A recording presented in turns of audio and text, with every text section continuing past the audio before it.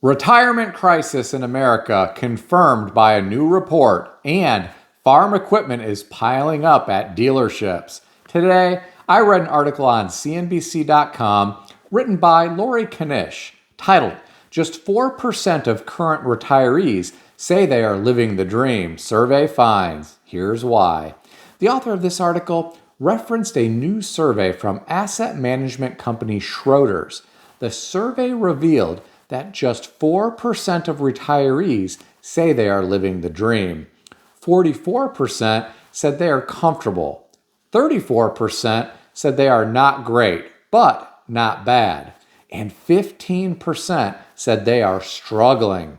I found this information to be really interesting. I'm happy that 44% of people said they are comfortable, but I feel bad for the 15% who said they are struggling. I am really surprised that the percentage of people struggling is this low. Maybe it is higher than this. This was a survey of only 2,000 adults, so the results may not be an accurate representation of what is happening across America. There is one thing that I feel strongly about, though. However many people are struggling today, I think it will be far worse in the future. A lot of people from the silent generation and some baby boomers are retired and doing well with their lifetime pensions. These are a thing of the past in most cases. Note I said most cases. There are plenty of exceptions, including but not limited to teachers, firefighters, police, federal workers, and state workers. Many people today are on their own to fund their retirement. Many can't even dream of doing that because they are living paycheck to paycheck right now, being crushed by inflation. Some aren't even living paycheck to paycheck. They have to rely on credit cards and buy now, pay later loans to help. If we had a time machine and could go 40 years into the future and conduct a similar survey, I think far more than 15% would say they are struggling financially during retirement. This is based on everything that I read each day. In many ways, we are not on the right path as a country. Getting back to the article, the top concern cited by 89% of respondents is inflation lessening the value of their assets. I really thought this was weird because many assets have gone up in value along with inflation in recent years. I would have thought the top concern would have been inflation lessening their purchasing power.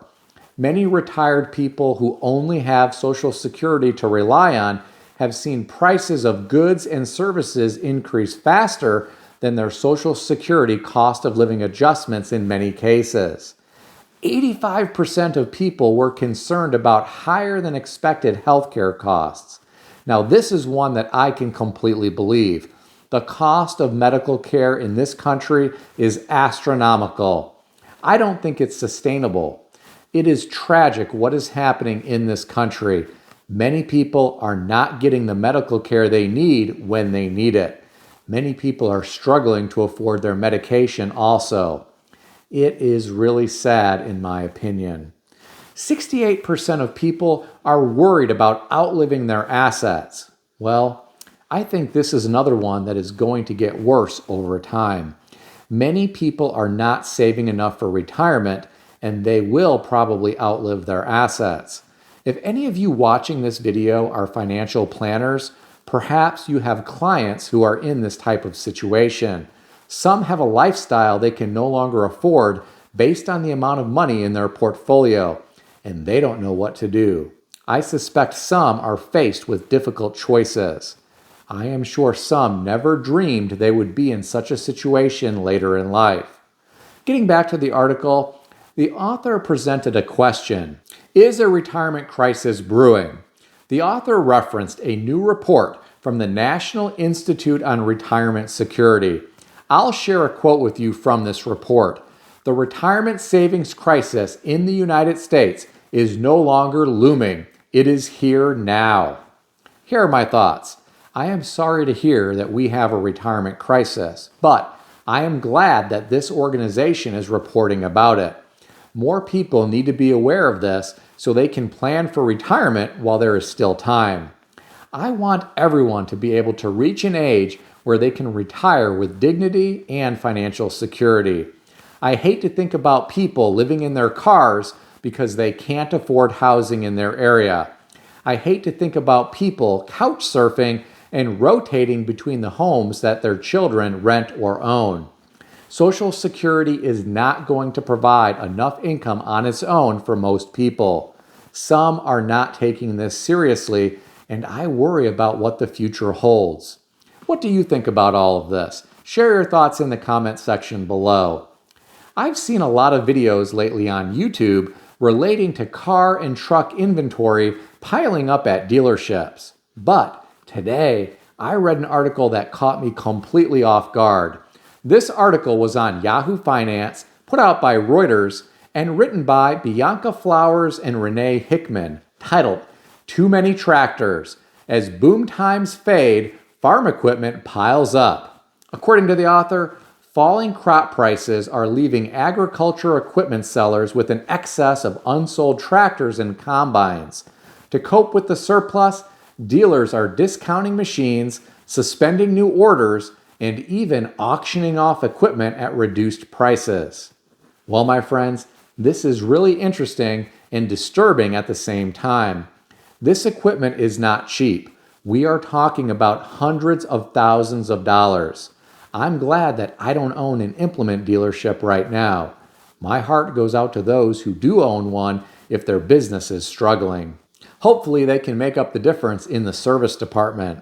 According to the author, inventory levels in April of high horsepower tractors, 300 and above, in the U.S. surged by almost 107% year over year, with combine inventory experiencing a 17.63% increase.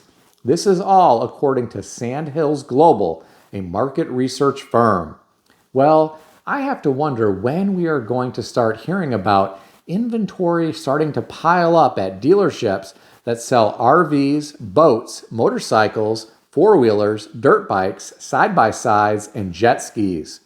I saw a story in the news this week about a suspicious fire that destroyed numerous RVs at a dealership in Santa Fe Springs. I really hope the owner had good insurance, and I hope that the insurance carrier pays the claim. I'm sure the RV market has slowed quite a bit now that we are in a higher interest rate environment and since people have been forced to return to the office. I remember back during the financial crisis, a lot of these RVs had a hard time getting sold, and some of the towns where they were manufactured were decimated by the slowdown. Let's hope that does not happen again. I read some of the comments beneath this article. I'll share one of them with you. One commenter said, "Farm equipment isn't what it used to be. It is just as computerized with proprietary software and restrictions as cars and trucks. It can only be serviced by the manufacturer of their authorized representative. That works out okay in boom times because there is substantial profits to keep up with payments and service fees. But farming is a boom and bust business. Things can get very hard. I can see why family farms are drying up. Part of it is that overhead is getting bigger." What do you think about all of this? Share your thoughts in the comment section below. Please keep in mind that everything in this video is for entertainment purposes only, and nothing in this video is financial advice or advice of any kind. If you need advice, seek advice from a qualified professional in good standing who puts your interests first and foremost. If you enjoyed this video, consider subscribing to the channel. Please also consider sharing this video with your friends. I want to extend a special thanks to everyone who has subscribed to this channel. I want to also thank all of my channel members. If you would like to become a channel member, there is a link in the description beneath this video. You can read more about the different membership levels. Please also check out some of the great books that I suggest you consider reading in the description below. I've included Amazon affiliate links to these books. As an Amazon associate, I earn from qualifying purchases. Stay healthy and wealthy. I'll see everyone in the next video.